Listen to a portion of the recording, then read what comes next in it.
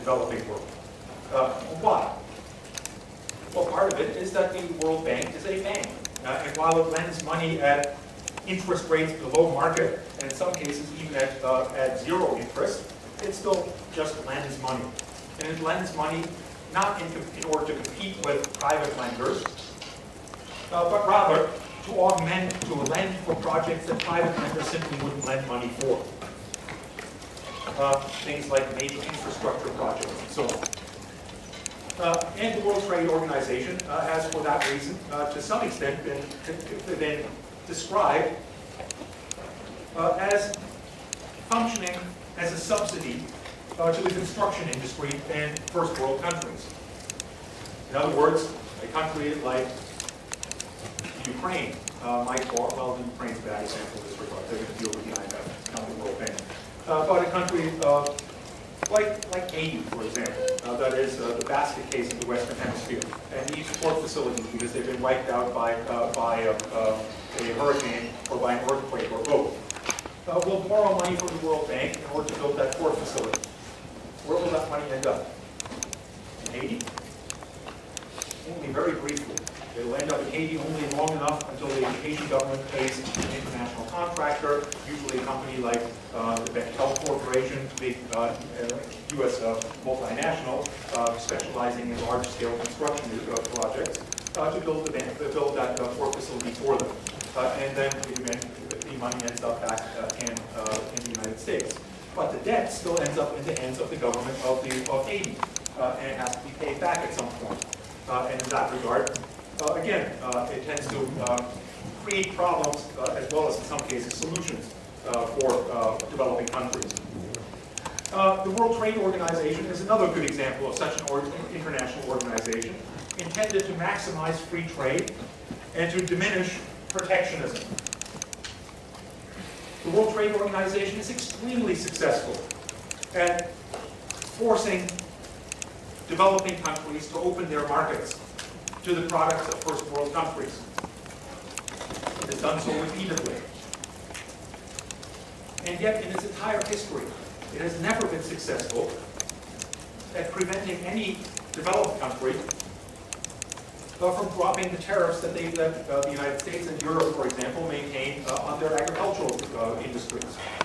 European farmers would not exist today if it weren't for the fact that they enjoy protection and subsidies from the European government. In large part because they do not produce very efficiently.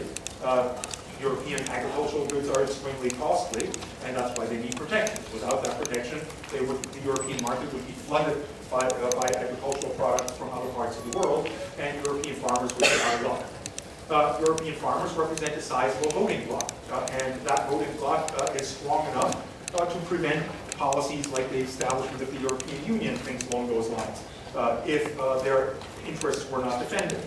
And for that reason, every country in the European Union and the European Union as a whole has consistently ignored the World Trade Organization that has repeatedly stated that these subsidies and protections are a violation of free trade, despite the fact that they maintain them. The United States is in this regard just as guilty with regard to its subsidies for sugar and cotton and various protections of their farmers. Again, this has devastating impacts on countries in the developing world that are trying to reach these kinds of markets, and points to the fact that we're not playing in a level playing field. Let's talk briefly, and I know I'm getting to the end of my welcome in this room, in fact I already have surpassed it, about various policies that have been pursued to deal with this. In fact, actually, we're now at 7:45. And I wonder whether it is worthwhile engaging in this discussion, since we're not going to get very far with it. Can I have a vote? Are you all thirsting for more knowledge? How many of you are thirsting for more knowledge? How many of you would rather get the heck out of here? It's equally split. Now I get to decide. Okay, let me just say a couple of things about developing policies that are pursued by developing countries in order to overcome this. In essence, as you might recall when we talked about liberalism, liberals have always maintained that trade lifts all boats. That the best thing to do in order to advance all societies in the international system is to get rid of all trade barriers.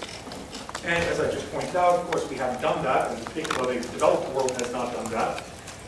But there's an important stream of arguments that contradicts that basic theory. Indeed, dependency theorists, for the most part, argue that that's not at all the case. That liberalism, free trade regimes have never actually resulted in the development of third world societies. Indeed, liberalism was the predominant philosophy of the elites during the colonial era.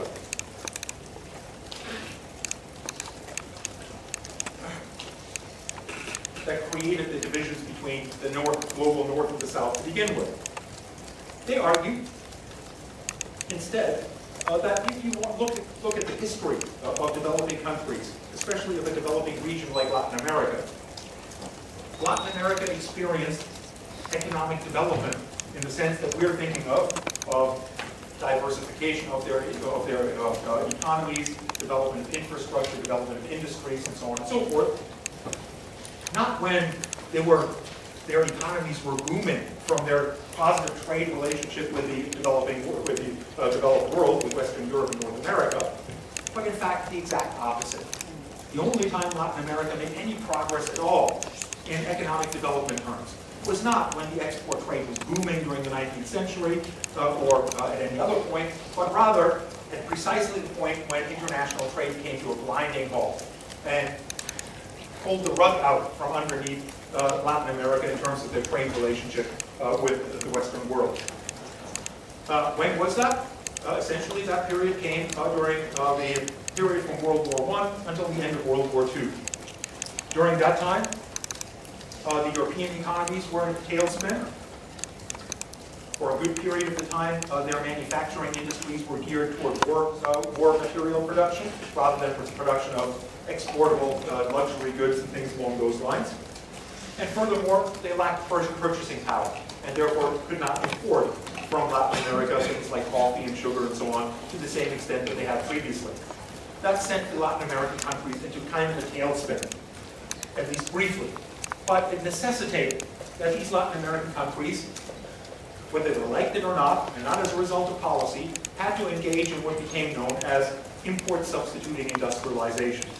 In other words, since they couldn't buy their consumer durables, their textiles, their automobiles, and so on from North America or the United States or Europe any longer, they had to figure out how to either do without them or to produce them domestically.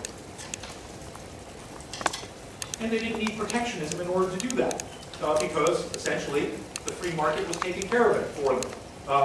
The free market had resulted in the meltdown of the core economies that were no longer able to export or import. And for that reason, during that period, a number of countries, especially the larger countries in Latin America, began to develop their own industries. And in the process, began to diversify their own economies. So social structures that prior to 1914 were entirely dominated by a very small agricultural elite or mining elite and a mass of poor workers, suddenly found a rising industrial bourgeoisie, in other words, a small number of craftspeople that had transformed their operations into infant industries, and increasingly an industrial working class in the cities.